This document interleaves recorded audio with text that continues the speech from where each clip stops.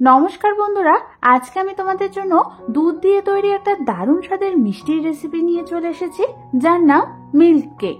এই রেসিপিটা কিন্তু খুবই কম ইনগ্রেডিয়েন্টস দিয়ে আর খুব সহজেই বাড়িতে তৈরি করে নেওয়া যায়। তাহলে চলো রেসিপিটা শুরু করে ফেলি।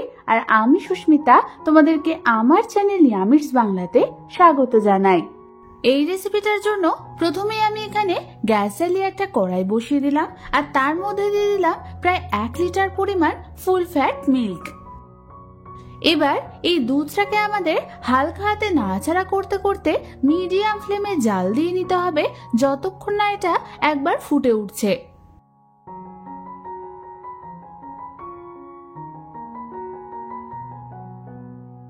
তোমরা দেখো আমাদের দুধটা কিন্তু ভালো মতো ফুটে উঠেছে। এবার হালকা হাতে একবার নাড়াচাড়া করে নিয়ে আমি গ্যাসের ফ্লেমটাকে বন্ধ করে দেব। তারপর এই দুধের মধ্যে আমাদের অল্প অল্প করে পাতিলেবুর রস দিয়ে দুধটাকে কাটিয়ে নিতে হবে। আমার এই দুধটা কাটাতে একটা গোটা বড় সাইজের পাতিলেবুর রস লেগেছে। তোমরা এর পরিবর্তে ভিনিগার আর জল মিশিয়েও দুধ কাটাতে পারো। তোমরা কিন্তু এখানে অল্প অল্প করে পাতিলেবুর রস দেবে আর হালকা হাতে নাড়াচাড়া করবে। বেশ কিছুক্ষণ ধরে লেবুর রস দিয়ে নাড়াচাড়া করতে করতে তোমরা দেখো আমাদের দুধটা কিন্তু কেটে গেছে আর ঠিক এরকম দানা দানা মতো হয়ে এসছে। এবার আমাদের গ্যাসটাকে জ্বালিয়ে দিতে হবে। তারপর ওই দুধের মধ্যেই আমি দিয়ে দেবো মেজারমেন্ট কাপের 1 কাপ পরিমাণ চিনি। চিনি দেওয়ার পর আমাদের এটাকে মিডিয়াম টু হাই ফ্লেমে বেশ কিছুক্ষণ ধরে নাড়াচাড়া করতে হবে যতক্ষণ না আমাদের এই ছানা আর জলটা রিডিউস হচ্ছে আর এর কালারটা চেঞ্জ হচ্ছে।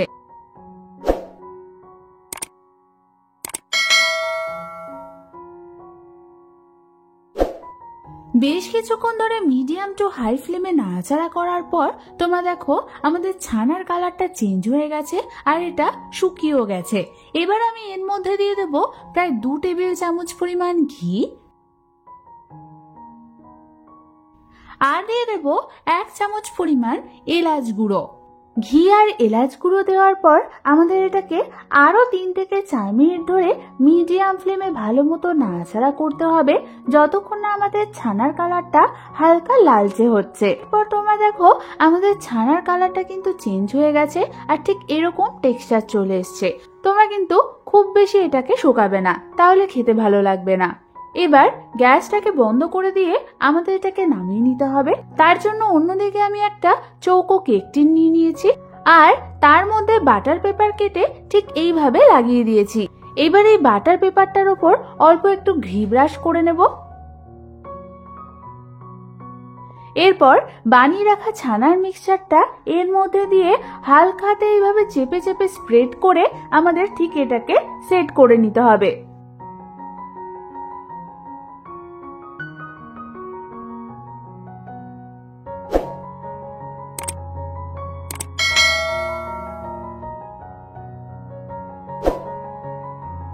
ভালো মতো স্প্রেড করা হয়ে গেলে এটাকে আমি একটা টাওয়েলের মধ্যে মুড়িয়ে ঠান্ডা হতে রেখে দেবো কমপক্ষে 1 থেকে 2 ঘন্টার জন্য।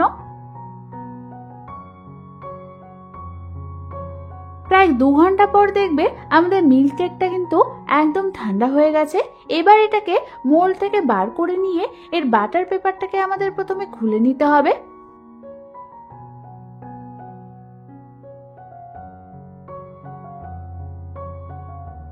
তারপর আমি এটাকে ছুরির সাহায্যে এইভাবে লম্বা লম্বা করে কেটে নেব। মিল্ক কেক গুলো কাটা হয়ে গেলে এবার শুধু এর উপর অল্প অল্প বাদাম দিয়ে ডেকোরেট করে দিতে হবে। ব্যাস, তাহলেই কিন্তু আমাদের দারুণ স্বাদের এই মিষ্টিটা রেডি হয়ে যাবে। তাহলে আর দেরি না করে বাড়িতে যে কোনো একদিন এটা ট্রাই করে ফেলো। আশা করি তোমাদের খুবই ভালো লাগবে। আর রেসিপিটা ভালো লাগলে একটা লাইক করে দিও আর আমার চ্যানেলটাকে সাবস্ক্রাইব করতে কিন্তু একদম ভুলো না। আজ তাহলে পর্যন্তই, আমি আবার চলে আসবো তোমাদের কাছে নতুন কোনো রেসিপি নিয়ে।